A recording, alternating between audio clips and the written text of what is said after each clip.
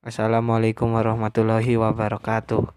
Kami dari kelompok 9 akan mempresentasikan tentang syirik dan bahayanya bagi manusia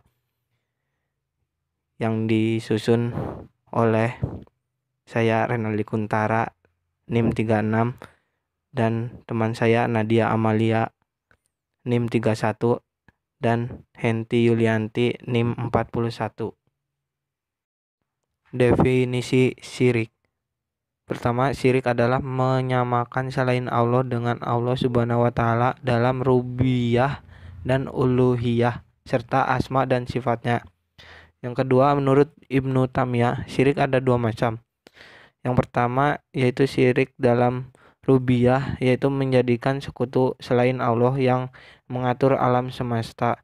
Yang kedua, syirik dalam uluhiyah, yaitu beribadah atau berdoa kepada selain Allah, baik dalam bentuk doa ibadah maupun doa masalah.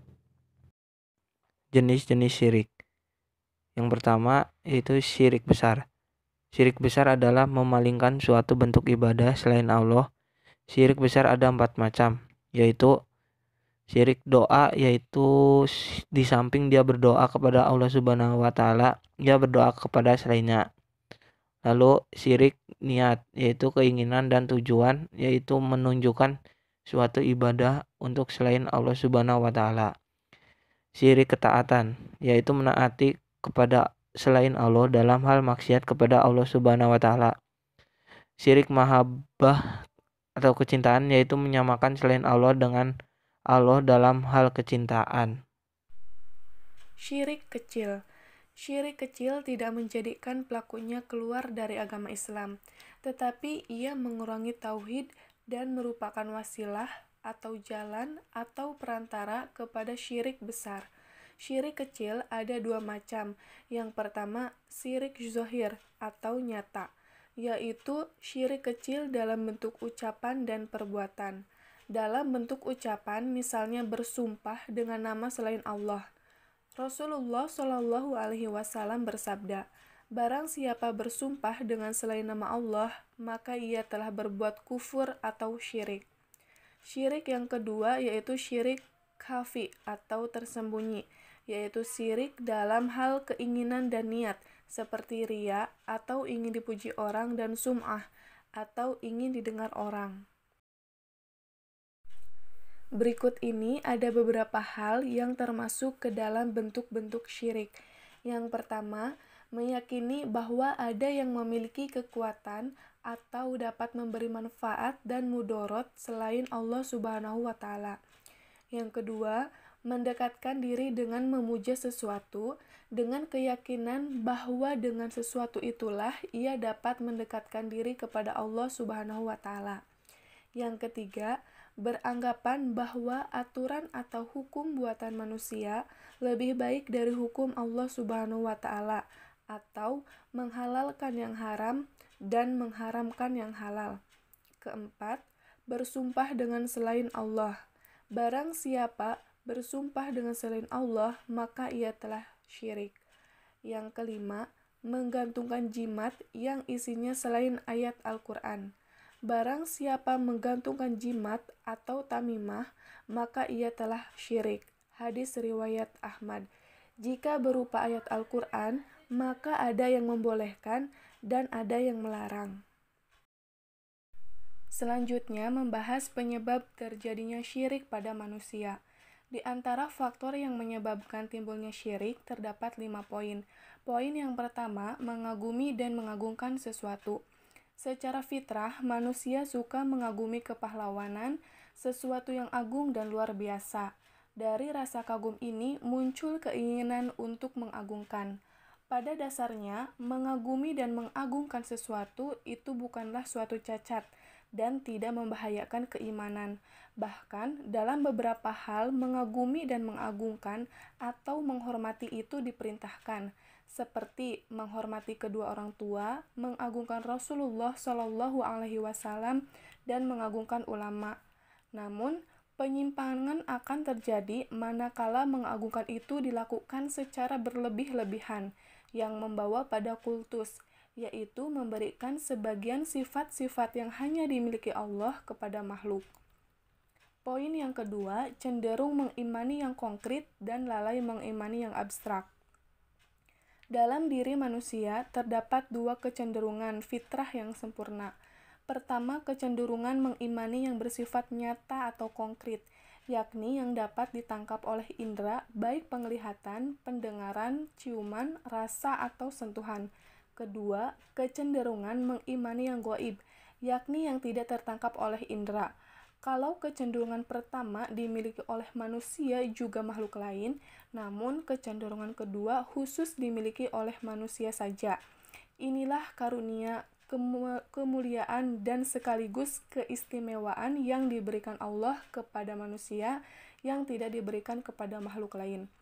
Namun, fitrah manusia yang mempunyai kecenderungan untuk mengimani yang gaib ini sedikit demi sedikit akan pudar jika tidak diperhatikan dan tidak diberikan santapan yang baik berupa zikir kepada Allah dan taqarrub kepadanya melalui amal soleh. Dengan demikian, manusia mulai lalai mengimani yang gaib dan sedikit demi sedikit cenderung hanya mengimani yang bersifat nyata. Poin yang ketiga, dikuasai nafsu. Di antara penyakit yang menimpa fitrah manusia dan membawa kepada kemusyrikan ialah selalu mengikuti kehendak hawa nafsu. Hal ini karena ketika fitrah manusia bersih dan lurus, ia akan menerima segala ajaran Allah dengan ridho dan berusaha dengan sungguh-sungguh untuk melaksanakannya sebagai bentuk penghambaan kepada Allah dan mengharapkan ridhonya. Namun, ketika seseorang dapat dikalahkan hawa nafsunya, maka ia pun merasa sempit untuk menerima dan melaksanakan ajaran-ajaran Allah dan lebih cenderung untuk mengikuti hawa nafsunya. Mereka cenderung menolak pedoman ajaran-ajaran yang bersumber dari Allah, sekalipun hati kecil mereka mengakui bahwa itu adalah benar. Poin yang keempat, sombong dalam beribadah kepada Allah. Sombong juga merupakan penyakit yang dapat menimpa fitrah manusia sehingga ia menyimpang dari bentuknya yang lurus dan menjatuhkannya dalam kemusyrikan. Sombong ada beberapa derajat, dimulai dari menganggap remeh terhadap manusia dan berakhir dengan tidak mau beribadah kepada Allah. Pada umumnya, sifat sombong terdapat pada jiwa orang yang berhasil memperoleh kesenangan kehidupan dunia seperti harta, jabatan, kekuasaan, ilmu pengetahuan, dan semacamnya. Namun, sifat sombong bisa juga menimpa setiap jiwa yang sakit, sekalipun dari kalangan orang yang rendah. Poin yang kelima, adanya para penguasa yang memperbudak manusia untuk kepentingan mereka sendiri. Di antara penyebab syirik yang terpenting dalam sejarah kehidupan manusia adalah adanya para penguasa diktator atau penguasa yang berbuat sewenang-wenang, yang ingin memperbudak dan menundukkan manusia untuk kepentingan dan hawa nafsu mereka sendiri. Dengan demikian, mereka menolak untuk berhukum dengan hukum dan aturan Allah. Mereka pun membuat hukum dan aturan sendiri yang tidak disyariatkan Allah, sehingga mereka menentukan halal dan haram sesuai dengan keinginan dan kehendak hawa nafsu mereka. Kemudian, hukum dan aturan yang mereka buat itu dipaksakan kepada manusia karena kekuasaan yang mereka miliki. Selanjutnya yaitu tindakan Rasulullah dalam menangkal syirik. Syirik itu artinya menyekutukan Allah. Menyekutukan Allah adalah dosa yang paling besar. Setiap orang yang meninggal di atas kesyirikan kekal di neraka selama-lamanya.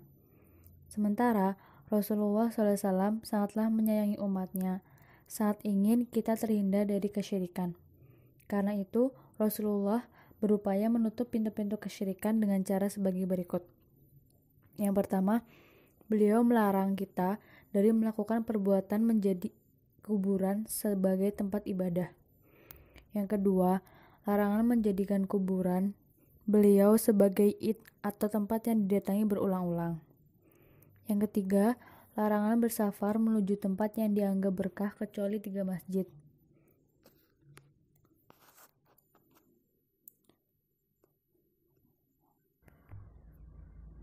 Bahaya syirik bagi kehidupan manusia. Adapun bahaya menyekutukan selain Allah bagi manusia yaitu yang pertama, menghancurkan seluruh amal. Allah berfirman dalam Quran surat Az-Zumar ayat 65 yang artinya, sesungguhnya jika engkau berbuat syirik, niscaya hapuslah amalmu dan benar-benar engkau termasuk orang yang rugi.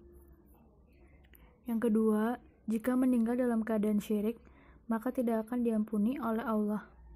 Allah berfirman dalam Quran surat An-Nisa ayat 48 yang artinya, sesungguhnya Allah tidak akan mengampuni jika disekutukan, dan Dia akan mengampuni selain itu bagi siapa yang Dia kehendaki. Yang ketiga, pelakunya diharamkan masuk surga. Allah berfirman dalam Quran surat Al-Maidah ayat 72 yang artinya, sesungguhnya barang siapa yang menyekutukan Allah, maka pasti Allah mengharamkan jannah baginya, dan tempatnya adalah neraka, dan tidak ada bagi orang-orang zalim itu penolong pun. Yang keempat, kekal di dalam neraka.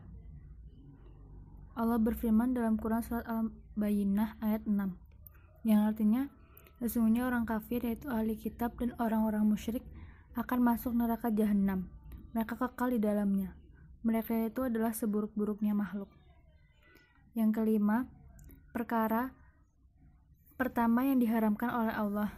Allah berfirman dalam Quran surat Al-A'raf ayat 33 yang artinya, katakanlah, Robku hanya mengharamkan perbuatan yang keji, baik yang nampak maupun tersembunyi, dan perbuatan dosa melanggar hak manusia tanpa alasan yang benar, mengharamkan mempersekutukan Allah dengan sesuatu yang Allah tidak menurunkan hujah untuk itu, dan mengharamkan mengada-adakan terhadap Allah yang tidak kamu ketahui. Yang keenam, sulit menerima kebenaran. Allah berfirman dalam Quran surat Al-Baqarah ayat 7 yang artinya, Allah telah mengunci hati dan pendengaran mereka. Mata mereka telah ditutup dan mereka akan mendapatkan azab yang berat. Hati orang-orang syirik tertutup untuk menerima kebenaran yang datangnya dari Allah dan Rasul-Nya.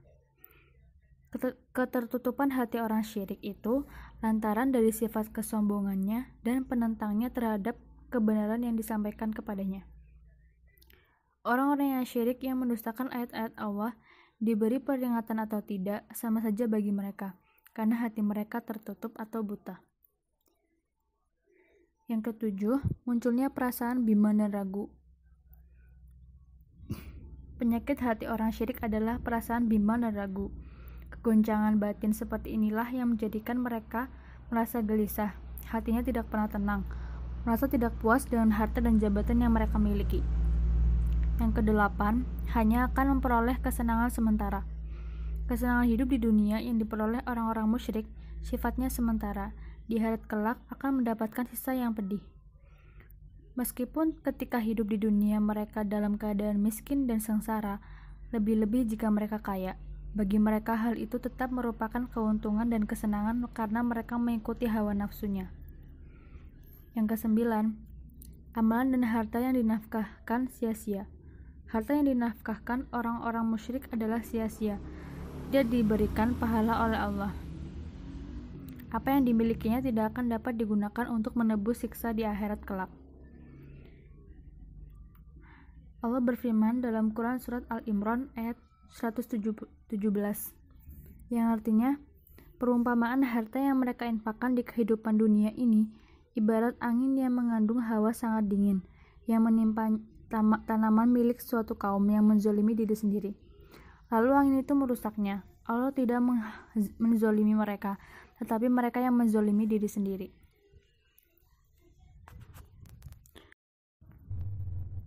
Sekian presentasi dari kelompok 9. Semoga bermanfaat. Wassalamualaikum warahmatullahi wabarakatuh.